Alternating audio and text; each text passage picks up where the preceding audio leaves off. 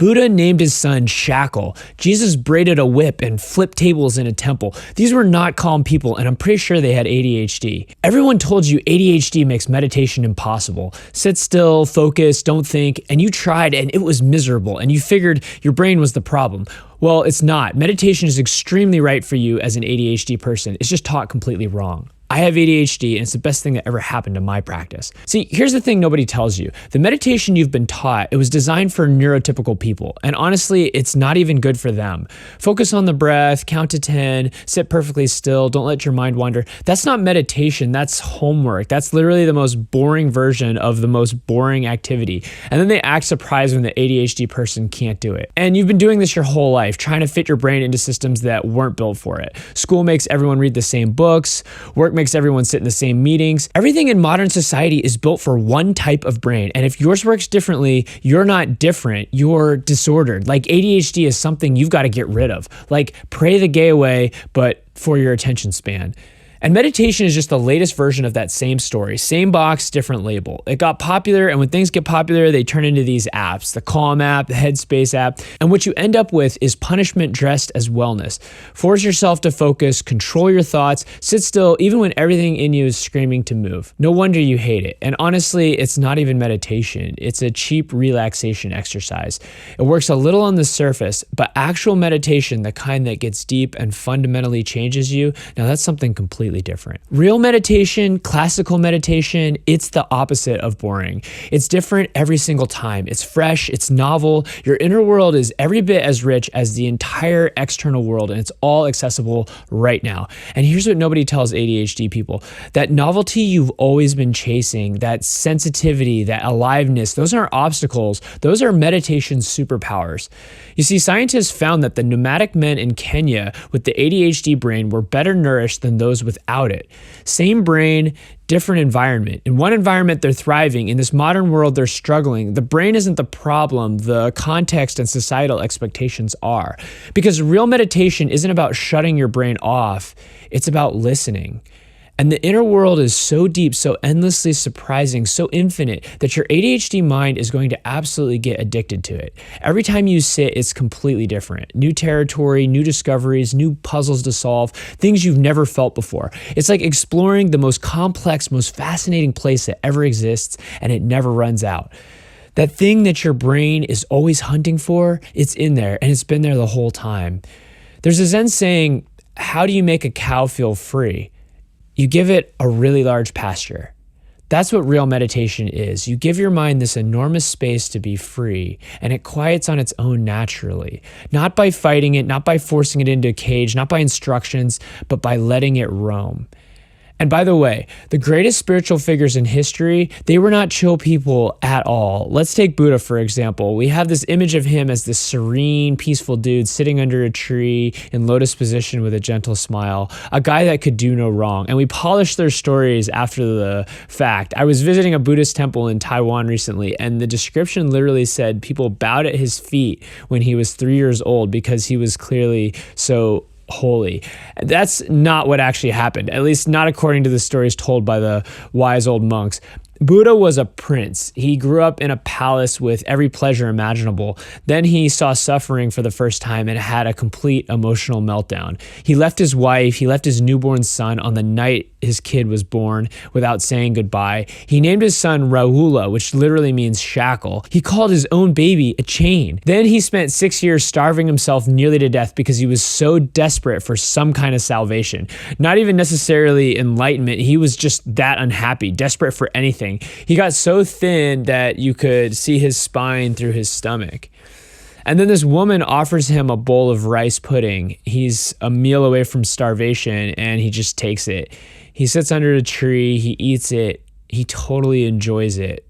And for a moment, he just stops trying. He completely gives up. Not on purpose, not as a technique. He'd simply run out of options. There was nothing left to do. And in that moment of total exhaustion, of finally having no strategy left, something opened. That's when he woke up. Does that sound like a calm, chill, patient person to you? No, that sounds like the most intense, impulsive, all or nothing person who ever lived. And he finally broke down, luckily, and it changed him. Now, if we look at Jesus, it's the same thing. People think Christianity is this sort of serene, clean, antisepticness. But Jesus is nothing like that. Jesus walked into the temple, saw people selling stuff, and he didn't politely write a complaint letter. He sat down, braided a whip out of cords, then flipped tables and drove people out. He made a weapon and he caused a scene. Another time he cursed a fig tree because it didn't have fruit. It wasn't even fig season. He just cursed it and it died. He told his followers, if you don't hate your father and mother, you can't follow me.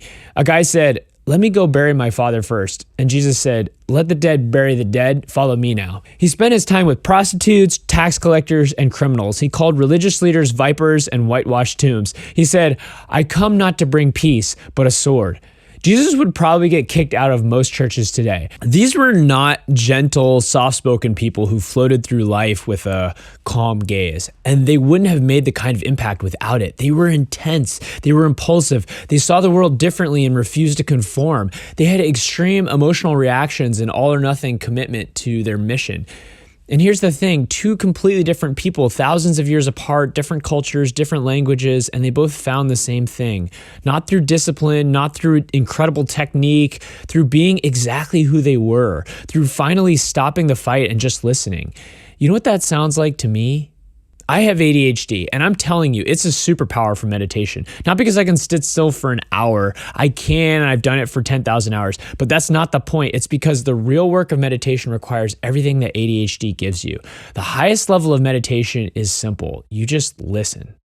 You listen to whatever's going on inside. That's it. That's the whole thing. You don't need a technique.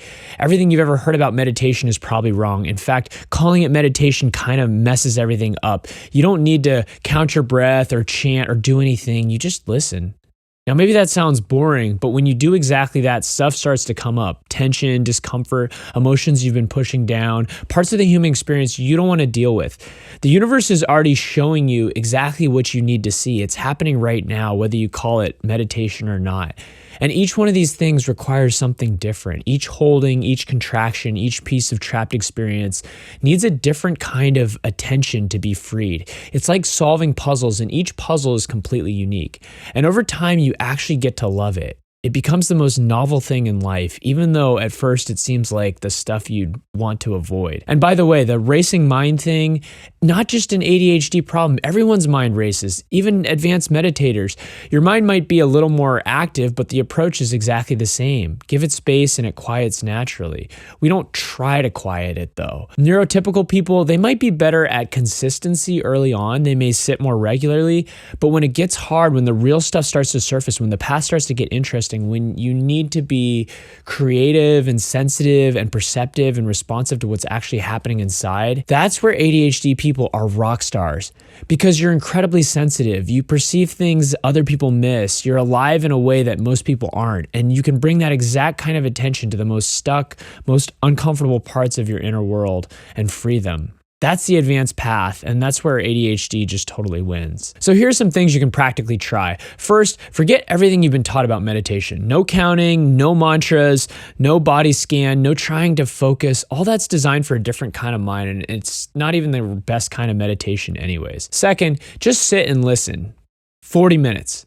I know that sounds insane for an ADHD brain, but here's the secret. The hardest part isn't the duration, it's starting. Once you are actually in it, your brain takes over. So if you need to just trick yourself, say, I'll try 5 minutes. But if 5 happens to turn into 40, let it. Because if you're doing it right, your ADHD brain is actually going to love this. It's actually making peace with your ADHD brain. The inner world is endlessly novel, and you're just allowing it to be exactly as it is.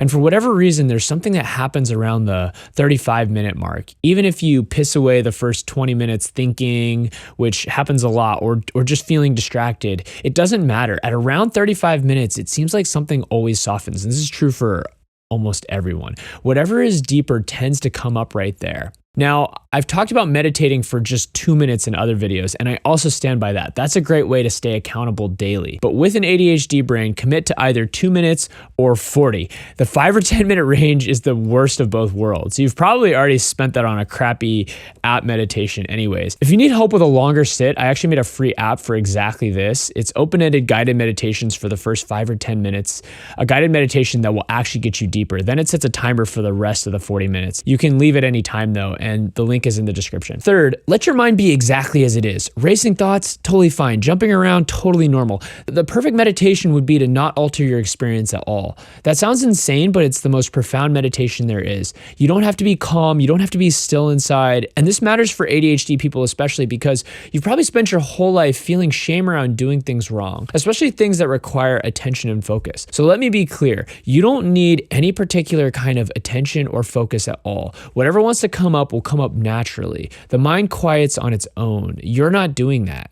And you don't take the blame when it doesn't. You can have ADHD and be totally enlightened. Generally, the people who get there are the seemingly eccentric types who feel free to be themselves. Fourth, respect whatever comes up. When something uncomfortable surfaces, just don't push it away. Turn towards it gently, thank it, mean it. Every tension, every discomfort, every thought that won't shut up is trying to tell you something. And when you actually listen, when you actually honor it for the first time, it transforms. Look, you've probably spent years thinking something was wrong with you because you couldn't meditate the way everyone said you should. Years of trying to fit your brain into a box, being told you're broken, and believing it. Nothing is wrong with you. The meditation was wrong. You don't have to get rid of your ADHD. You don't have to change. You don't have to become some calm, still, focused person to have the deepest, most alive experience of your life. The kind of thing people spend years chasing, and you might just find it on your first real sit. The greatest spiritual figures in human history were intense, impulsive, all-or-nothing people who saw the world differently and refused to settle for the surface. That sounds a lot like you. There's a whole universe inside of you, and your mind, the one that you've been told is the problem, is the exact mind that's perfect for exploring it. So go sit with it, listen, see what happens. If you need a guided meditation to get started, links in the description, and thanks for being here.